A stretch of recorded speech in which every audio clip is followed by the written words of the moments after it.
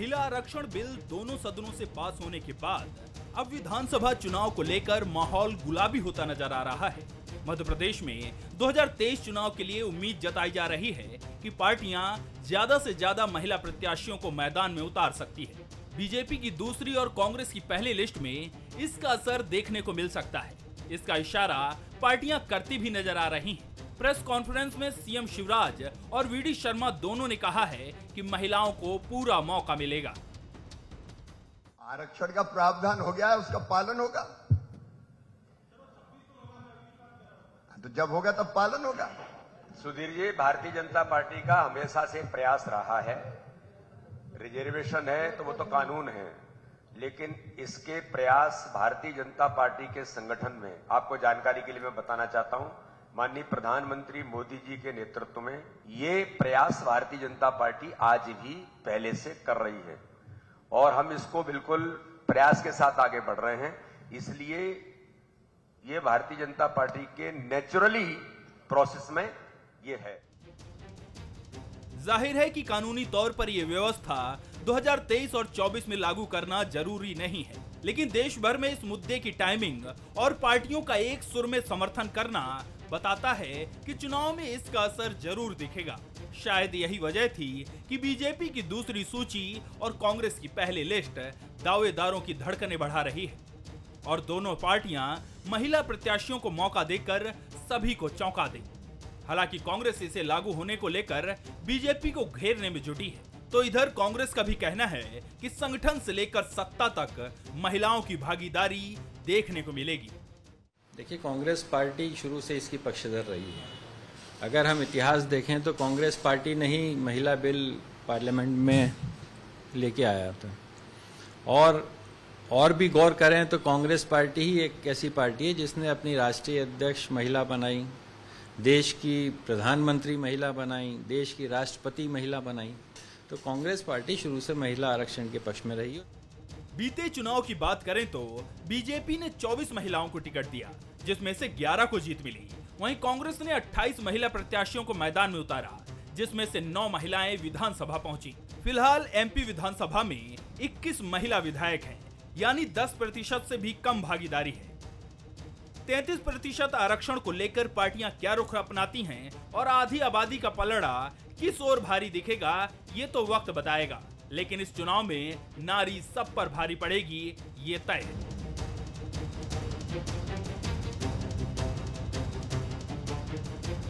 Bansal news के सवाल number 1, क्या 23 चुनाव में दोनों पार्टियां महिलाओं को ज्यादा मौका देंगी?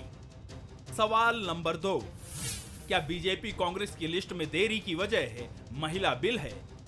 सवाल नंबर 3, क्या सत्ता और संगठन में भी पार्टियां महिलाओं को जगह देंगी? नमस्कार, मैं हूं मनोज सैनी और हमारा आज का मुद्दा है 23 में नारी बंधन। महिला आरक्षण बिल को लेकर भारतीय जनता पार्टी और कांग्रेस ने कमर कस ली है। चुनावी साल में टिकट को लेकर मौसम गुलाबी होता नजर आ रहा है, तो क्या दोनों पार्टियां महिला दावेदारों को टिकट देने की तैयारी में है और आधी आबादी किसका साथ देने जा रही? आज इसी मुद्दे पर हम चर्चा करने वाले। हमारे साथ 3 मेहमान जुड़ रहे हैं। नेहा बग्गा जी है, भारतीय जनता पार्टी की प्रवक्ता। नेहा जी, आपका बहुत स्वागत है। अपराजिता पांडे जी हैं, प्रवक्ता कांग्रेस की, आपका भी बहुत स्वागत है। और दिनेश गुप्ता जी हैं, वरिष्ठ पत्रकार। सर, आपका भी बहुत स्वागत है। सबसे पहले दिनेश गुप्ता जी के पास ही चलूंगा मैं। सर, जिस तरह से 33% आरक्षण की बात कही जा रही है महिलाओं को, बिल भी पेश हो गया, लोकसभा में पहुंच गया, राज्यसभा से पास हो गया, लेकिन अब बड़ा मुद्दा यह है कि दोनों दलों की सूचियां रुकी हुई। भारतीय जनता पार्टी की दूसरी सूची और कांग्रेस की तो अभी तक कोई सूची आई नहीं है। तो कम से कम चुनाव के पहले क्या दोनों दल ये दिखाने का प्रयास करेंगे कि ठीक है, जब भी होगा या लागू हो जाएगा, लेकिन उससे पहले हम तो 33% महिलाओं को लेकर आना चाहते, ये दिखाई देगा? दिनेश जी। देखिए मनोज जी, जब तक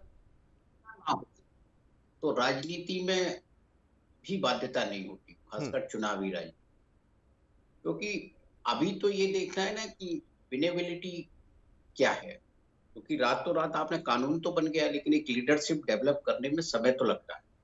यदि आपको कहीं भी किसी 33% आरक्षण देना है, तो आप यदि 33% सीटों पर टिकट भी दे देंगे, तो उसके लिए विनेबिलिटी देखना बहुत जरूरी है। और अभी बात कर रहे हैं कि अभी तक क्या हुआ कि 33% तो अभी कानून बना है, अभी इसको लागू होगा, फिर जब इसका नतीजा आएंगे। लेकिन जब सूचियां, पुरानी सूचियां देखेंगे कितने परसेंटेज देते हैं, उतने तो विधायक सांसद नहीं है हमारे, जितने पंचायत प्रतिनिधि हमारे हैं, नगरीय निकाय के प्रतिनिधि हमारे हैं। तो राजनीति में जब तक कानूनन बाध्यता नहीं है तब तक उनको राजनीतिक तौर पर आप बाध्य भी नहीं कर सकते। वो तो इंतजार करेंगे कि जितना और समय हो। तो अभी बिनेवल चेहरों पर चले, फिर जब महिलाओं का होगा तो फिर उसमें बिनेबिलिटी सर्च करेंगे कि कौन जीत सकती है। नहीं, जैसा दोनों दल सराज संकेत दे रहे थे, जब प्रेस कॉन्फ्रेंस हुई तो उसमें बीडी शर्मा ने भी कहा, मुख्यमंत्री जी ने भी कहा, और कांग्रेस भी स्वाभाविक है कि यदि बीजेपी उस लाइन पर बढ़ती है, दूसरी सूची में कुछ इसके प्रतिशत ज्यादा दिखाई देते हैं, तो क्या मजबूरी बनेगा फिर कांग्रेस का जाना? देखिए, मजबूरी कुछ नहीं होता राजनीति। मैंने कहा ना कि जब चुनावी राजनीति होती, मजबूरी तो कानून होता है। दोनों दलों का आप रिएक्शन सुनिए, दोनों ये नहीं कहा दोनों ने कि हम 33%। आप बीडी शर्मा जी का भी सुन लीजिए, शिवराज जी का भी और राजीव सिंह जी का भी। उन्होंने ये नहीं कहा, उन्होंने सबने ये बताया इतिहास। हाँ, मुख्यमंत्री जी ने कहा कानून बन गया है, बस ठीक है। उन्होंने कमिट तो नहीं किया ना, कोई कमिटमेंट तो नहीं किया, क्योंकि सारे लोग अभी ये जो चुनाव है इस वक्त, क्योंकि इस स्टेज पर है, यहाँ ये तय करना, क्योंकि एकदम सूची बदलना और फिर आप जो सर्वे कराए गए हैं, जो सब हुआ है, अब जो पहली सूची जारी हो गई बीजेपी की, क्या उसमें कोई परिवर्तन करेंगे? वो यदि कुछ होगा तो परिवर्तन करेंगे तो क्या होगा? उनकी पहली सूची के बाद दूसरी सूची रुकी है, तो इसलिए नहीं रुकी कि वो महिलाओं का कोई कानून आने वाला, तो उसके और भी कोई दूसरे कारण हो सकते हैं। यदि ऐसा कुछ होता तो महिला कानून आने के बाद तुरंत ही कर देते। उन्हें जरूरी थोड़ी कि दूसरी सूची में ये वो नाम हो जिसमें महिलाओं को देना है। वो तो जब कंप्लीट सूची होती है उसमें देख सकते हैं कि कितने परसेंट महिलाओं को दिए गए और आगे वो कितने देने वाले हैं। कांग्रेस में तो आप देख ही रहे कि उन्होंने तो कहा है, अभी आगे क्या करते हैं ये फिर उसके बाद। जी, नेहा बग्गा जी, क्या नजर आ रहा है? निश्चित है कि आपके भीतर खुशियां होंगी, होना भी चाहिए, क्योंकि इस समय तो महिला बिल को लेकर बातें चल रही है, लगातार आप लोग कहते भी रहे, और कुछ मंच तो ऐसे हैं जब इस तरह के मुद्दे आते तो बीजेपी कांग्रेस एक सुर में नजर आती है, बल्कि महिलाएं भी ये बोलती है कि हाँ ये ठीक हुआ। पर क्या 2023 में ये नजर आने वाला है, आपके लिए खुशियां लेकर आने वाला है? मनोज जी, सर्वप्रथम तो मैं बंसल न्यूज के माध्यम से जो प्रदेश की और देश की मातृशक्ति है, बहनें हैं, बेटियां हैं, जो राजनीति के क्षेत्र में अति परिश्रम करती हैं, उन सबको मैं बधाई देना चाहती हूँ कि समाज के साथ साथ में अब आदरणीय प्रधानमंत्री नरेंद्र मोदी जी ने पॉलिसी मेकिंग में, यानी कि विधानसभा हो, संसद हो, उनमें भी उनकी भूमिका कितनी अहम है उसको सुनिश्चित कर दिया है इस नारी शक्ति वंदन अधिनियम को लाकर। और मनोज जी, मध्य प्रदेश ऐसा राज्य है जिसमें माननीय मुख्यमंत्री शिवराज सिंह चौहान जी ने पूरे देश में पहला ऐसा राज्य बना जिसमें 50% का आरक्षण जो है नगर निगम में, नगरीय निकाय में रखा, पंचायत में रखा। आज लाखों बहनें मध्य प्रदेश की पूरे मध्य प्रदेश में नेतृत्व कर रही हैं। कहीं पे महापौर है, कोई पार्षद है, कोई नगर निगम अध्यक्ष है, कोई वार्ड में है, और ये हम लगातार देख रहे हैं। ये संभव हो सका है भारतीय जनता पार्टी की उस निष्ठा के कारण, संकल्प के कारण। आप आज देखिए कि जिस तरीके से प्रधानमंत्री जी ने इसको आगे बढ़ाने का काम किया है, मध्य प्रदेश के संगठन को भी अगर आप देखें तो मध्य प्रदेश का संगठन एक लौता ऐसा संगठन है जिसमें भारतीय जनता पार्टी ने महिलाओं को उसी प्रकार से 33% का आरक्षण दिया है। मैं आपसे चुनौती से कहती हूँ कि अन्य किसी संगठन में आप ढूंढ नहीं पाएंगे कि महामंत्री मेन बॉडी में आपको महिला मिले, उपाध्यक्ष मेन बॉडी में आपको महिलाएं मिले, मंत्री प्रदेश में महिलाएं मिले। उसी प्रकार से पन्ना और बूथ समिति तक 33% का आरक्षण संगठन के अंदर भी है। और पूर्व में भी हमने देखा कि अगर पहली मुख्यमंत्री महिला मध्य प्रदेश को मिली तो वो भारतीय जनता पार्टी ने दी, उमा भारती जी के तौर पर। देश के 75 साल के इतिहास में पहली बार ऐसा हुआ है मनोज जी कि केंद्र के अंदर महिलाएं जो हैं उनके फिक्स पोर्टफोलियो हुआ करते थे। प्रदेश मंत्री के तौर पे चाहे सुषमा स्वराज जी हो, वित्त मंत्री के तौर पे चाहे निर्मला जी हो, या फिर रक्षा मंत्री के तौर पर निर्मला जी हो, और 11 केंद्रीय मंत्री महिलाएं हैं, ये भी पहली बार हुआ है। तो लगातार जो पूर्ण निष्ठा है महिलाओं के सशक्तिकरण की, उसके साथ भारतीय जनता पार्टी आगे बढ़ी है। निश्चित तौर पर ये एक ऐतिहासिक निर्णय है। मध्य प्रदेश इस कदम को पहले से आगे बढ़ रहा था, पर हाँ, विधानसभा में भी, लोकल बॉडीज के अलावा और अब सदन के अलावा विधानसभा में भी जल्दी इसको, जैसे जैसे प्रक्रिया पूरी होगी उसको संगठन लागू करेगा। जी अपराजिता जी, देखिए भारतीय जनता पार्टी नेहा जी तो कह रही है कि संगठन उसको पूरा करेगा, कांग्रेस क्या करेगी?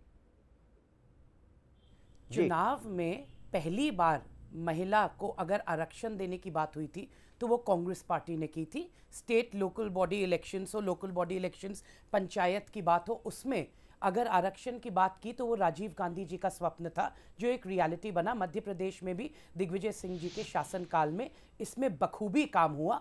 और सरपंच हो, चाहे आप महापौर की आज बात कर लें जो आज भोपाल में हैं, वो भी इसके कारण बैठी हैं क्योंकि ये सपना कांग्रेस ने देखा और पूरा किया।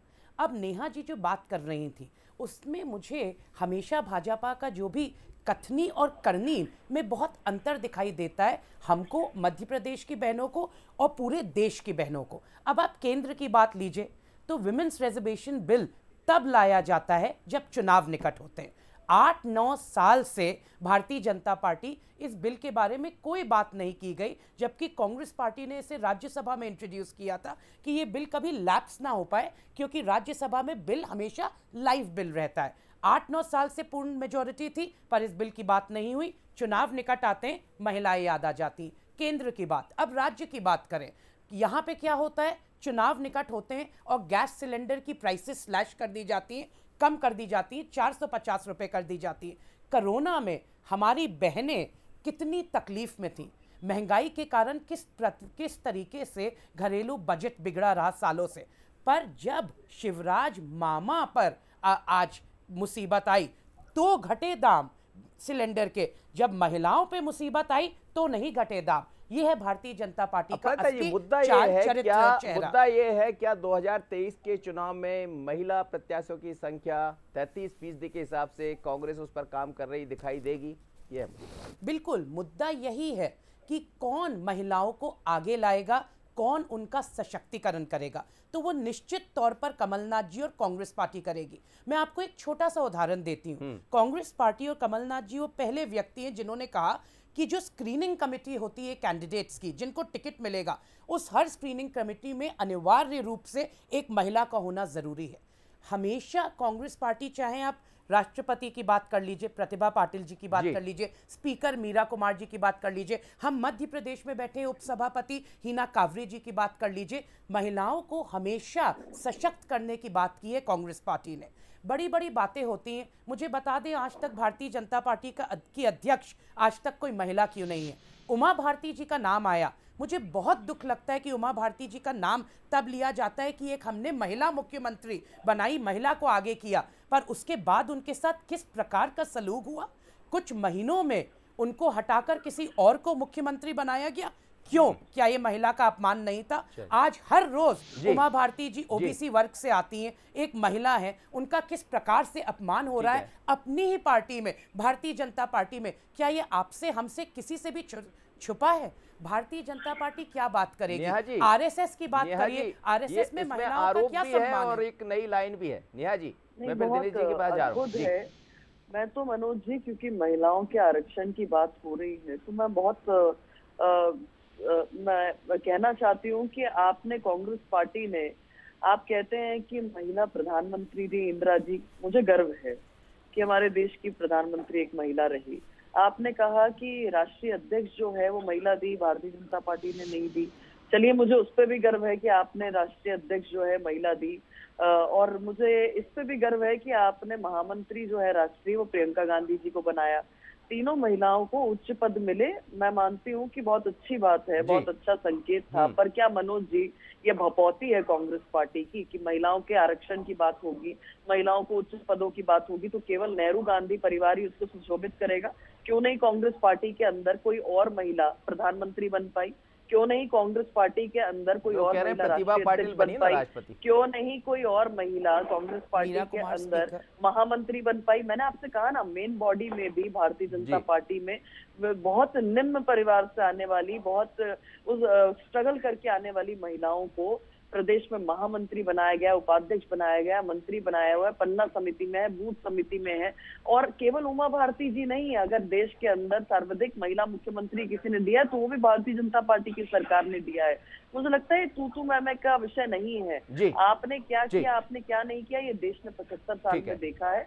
आज देश में अगर ये बिल संभव होकर पास हुआ है राज्यसभा और लोकसभा में, मौका इसलिए मिल जाता है ना नेहा जी, मौका इसलिए मिल जाता है कि और अन्य पार्टी मौका इसलिए बोलने का मिल जाता है कि आपकी नेता उमा भारती कुछ कह रही हैं, वो कुछ दूसरी तरफ इशारा कर रही हैं, तो वो नहीं, मैंने आपसे कहा ना मनोज जी, आज अगर इस पूरे ताकत के साथ मातृशक्ति को ताकत मिली है और ये बिल पास हुए हैं दोनों के दोनों लोकसभा और विधानसभा से, तो ये केवल इसलिए हुआ है क्योंकि मोदी है तो मुमकिन है, क्योंकि कांग्रेस पार्टी ने तो खुद रोड़े अटकाकर जल्दी बोलिए अपराजिता जी, जल्दी जवाब दीजिए। मेरा सिर्फ एक स्पष्ट सवाल है, सटीक सवाल है नेहा जी से, मोदी है तो मुमकिन है, तो चुनाव आते हैं तो ही क्यों मोदी है तो मुमकिन है? 8-9 साल से विमेंस रिजर्वेशन बिल अटका पड़ा था, फुल मेजॉरिटी थी, उसको क्लियर क्यों नहीं करवाया गया? राज्य में केंद्र में चुनाव आती है तो ही क्यों बात होती है? पहले तो आपकी सरकार, जब हमारी सरकार थी तो लोकसभा में हमारे पास नंबर्स नहीं थे, मेजॉरिटी नहीं थे, इसीलिए मैं बार-बार कहती हूँ हमने राज्यसभा में इंट्रोड्यूस किया कि वो लाइव उनके पास भी नंबर्स नहीं हो पाए। मैं ये कह रहा हूं कि नंबर्स की जब बात आती है तो नंबर्स आप देखिए, उन्होंने भी जब इसको आगे बढ़ाया तो 400 से ज्यादा उनको नंबर्स मिल जाते हैं। मनोज जी 8-9 साल से मेजॉरिटी थी, नंबर्स थे, विमेंस रिजर्वेशन बिल अटका के रखा था। अभी भी ये सिर्फ एक चुनावी जुमला है, कुछ नहीं, क्योंकि इसमें अभी भी आप देखिए कैसे बहुत सारी चीजें, बहुत सारे क्लॉजेस ऐड कर दिए गए जो 2029 तक वुमेन को रिजर्वेशन मिलेगा ही नहीं। डिलिमिटेशन, जनगणना, ये कैसे करवाएंगे? ये चुनावी जुमला है और कुछ नहीं। दिनेश जी, आपने भी ये कहा कि अभी ये सिर्फ बातें हैं, इसको अभी बहुत सारी चीजें हैं जिसमें आड़े आएगी, उसके बाद ये विधिवत कानून का रूप लेगा, लेकिन एक फौरी तौर पर हम कहें चुनाव में एक दबाव तो बनाने का प्रयास रहेगा दोनों दलों के एक दूसरे की तरफ से कि हमने इतने लोगों को वोट कर दिया, हमने इतने लोगों को टिकट दे दिया, तो मानसिक रूप से कहीं ना कहीं पुरुष प्रत्याशी और महिला प्रत्याशी के बीच में एक संवाद की स्थिति तो निर्मित होगी। क्या आने वाले दिनों में ऐसे कहीं कुछ संकेत दिखाई दे रहे हैं? अभी तो मनोज जी एक दूसरे की पार्टी पे नहीं है, पार्टी के भीतर ही अभी तो पार्टी के भीतर ही। जी हाँ जी, सबसे महत्वपूर्ण चीज तो ये है कि जब आप दूसरे पर दबाव तब बनाएंगे जब आप अपने यहाँ उस चीज को लागू करेंगे, और जब भारतीय जनता पार्टी को पहल करनी पड़ेगी ना इसकी, तो ये बिल उनका है, उनको पहल करनी पड़ेगी। इसमें कांग्रेस क्यों करेगी पहल? वो तो कांग्रेस को लगेगा कि उस सीट पर जहां महिला है वहां उसको लड़ा देगी और दूसरी जगह जहां लगेगा उसको वहां कर देगी। राजनीति तो यही कहती है। तो इसलिए जिसको क्रेडिट जाता है वही इसको आगे इम्प्लीमेंट करेगा। और अभी तो जो है, जब बहुत सारे अभी धीरे धीरे राजनीति अभी इसमें आगे बढ़ेंगे हम, चुनाव वाले विधानसभा इसमें, तो जो पार्टी के भीतर किस तरह का दबाव, चाहे कांग्रेस हो या भारतीय जनता पार्टी हो, दोनों के भीतर महिलाओं की टोटल आप देखिए ना कि विधानसभा क्षेत्रों को आप खुद निकाल के देखिए कितनी महिला दावेदार है जो ये कह रही है कि हमको टिकट चाहिए और यहाँ से हम जीत सकते हैं। सबसे वहां से चीज चालू होती है। यदि वहां दावेदारी नहीं होंगे तो फिर किस तरह से होगा? फिर वो SC ST का भी विषय आएगा, फिर कहेंगे कि SC ST में आपने नहीं दिया, बहुत सारे सवाल होंगे ना, कोटा है ना, तो बहुत सारी चीजों, राजनीतिक दलों को एक किसी बिल्कुल लकीर उन्होंने खींच दी, उस पर वो चलते रहे, वो तब तक नहीं चलते जब तो मैंने कहा ना बाध्यता नहीं होती। अभी तो वो उन्होंने एक लीडरशिप डेवलप करने के लिए स्पेस लिया है, यदि उनको अगले चुनाव में जब यदि 29 का चुनाव होगा उस वक्त लागू करना पड़ेगा, उसके पहले विधानसभाओं में लागू करना पड़ेगा, तो एक लीडरशिप तो डेवलप हो जाएगी ना उस दौरान कांग्रेस भी लीडरशिप डेवलप कर ले, तो राजनीति है उसमें जो डेवलप कर लेगा वो फिर आगे अपने आप को उस तरह से मजबूत कर लेगा। लीडरशिप डेवलपमेंट, आपने महत्वपूर्ण बात कही नेहा जी, लीडरशिप तो डेवलप होगी, इसमें तो कोई शक नहीं है, कम से कम चर्चा तो इस तरफ चल पड़ी है। अब ये पहली, चूंकि मौका आपके पास पहला होगा, दूसरी सूची आपकी आने वाली है, जैसा BD शर्मा जी संकेत दे रहे थे आज, तो हमें लगता है संकेत के साथ कुछ हो सकता है, कुछ परिवर्तन तो उसमें दिखाई देगा, और ये चुनौती भी होगी और मुसीबत भी। देखिए मनोज जी, महिलाओं की लीडरशिप आज की नहीं, बहुत पहले की स्थापित है, और ये तो हमारे देश का इतिहास आदिकाल से रहा है जिस प्रकार के महिलाओं की भूमिका है। इसलिए मैं कहना चाहती हूँ कि यहाँ पर ये तू मैं का अब हिस्सा नहीं है, और अपराजिता जी भी इसको जितना खुले मन से और इनकी पार्टी स्वीकार करे उतना अच्छा होगा। प्रियंका गांधी ने एक नारा दिया था, लड़की हूँ लड़ सकती हूँ। उस समय महिलाएं जो है कांग्रेस पार्टी की आशान्वित हुई थी कि शायद उनके गांधी परिवार की बेटी आगे आकर इस प्रकार का नारा दे रही तो शायद उनका कुछ होगा। अब तो ये विधिवत कानून बन गया है अपराजिता जी, अपने पार्टी के शीर्ष नेतृत्व से, और खास तौर पर कमलनाथ जी से कहिए, क्योंकि 2018 के चुनाव से पहले जब महिलाएं टिकट मांगने जा रही थी तो कमलनाथ जी ने उन्हें सजावटी वस्तु कहकर अपमानित किया था। क्योंकि आपकी पार्टी में जिस प्रकार की एक विचारधारा है, कमलनाथ जी ने कहा कि महिलाएं सजावटी वस्तु हैं, इसलिए मैं उन्हें टिकट नहीं दे रहा हूं। तो ये जो चीजें हैं, ये जो मानसिकता है मनोज जी, इससे बाहर आना पड़ेगा। महिलाओं की भूमिका अहम है। महिला जो है वो घर चलाने से लेकर, समाज चलाने से लेकर देश चलाने तक का कार्य कर सकती है, और ये पूर्व में भी देखा गया है। निश्चित तौर पर भागीदारी बढ़ेगी। और मैं ये भ्रमित करने की राजनीति जो भारतीय जनता पार्टी करती है, ये मुझे बिल्कुल पसंद नहीं आती। ना कमलनाथ जी ने ऐसा कोई वाक्य कहा है और ना कमलनाथ जी महिलाओं के बारे में ऐसा सोचते हैं। कमलनाथ जी हमेशा यूथ और महिलाओं को राजनीति में प्रोत्साहन देते हैं, आगे बढ़ाते हैं।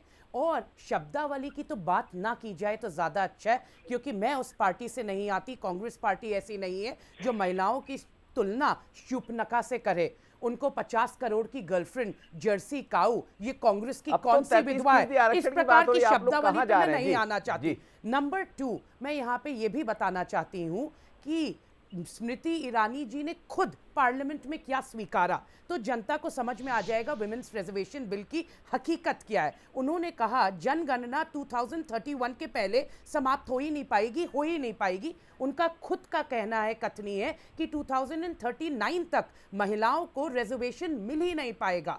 तो मैं कहना चाहती हूँ भारतीय जनता पार्टी वो पार्टी है। मैं आज खुश इसलिए नहीं हूं नेहा जी, क्योंकि ये बिल, विमेंस रिजर्वेशन बिल, महिला सशक्तिकरण का ये बिल कांग्रेस पार्टी लाई थी, पर आज भारतीय जनता पार्टी ने इसे चुनावी जुमले के नाम पर इस्तेमाल किया है। और महिलाओं को ठगने का जो ये लगातार प्रयास नरेंद्र मोदी जी और शिवराज जी करते हैं, उस महिलाएं उन्हें करारा जवाब देंगी, केंद्र में भी और राज्य में भी। भारतीय जनता पार्टी को इसमें खामियाजा भुगतना पड़ेगा। अगर मंशा है तो ये जनगणना का इंतजार आप ना करिए, आप कम से कम इसको इम्प्लीमेंट करके दिखाइए। आपके संगठन में महिलाओं का दिनेश जी, क्या एक गुगली तो फैल गई है भारतीय जनता पार्टी ने, मान लिया जाए चलते चलते। जी दिनेश जी, करवाया था कांग्रेस पार्टी ने, करवाया था। रोज नई गुगली होती है, उसके बाद जो गुगली चल रही है मनोज जी, उससे तो और भी दिशा बदलने वाली है।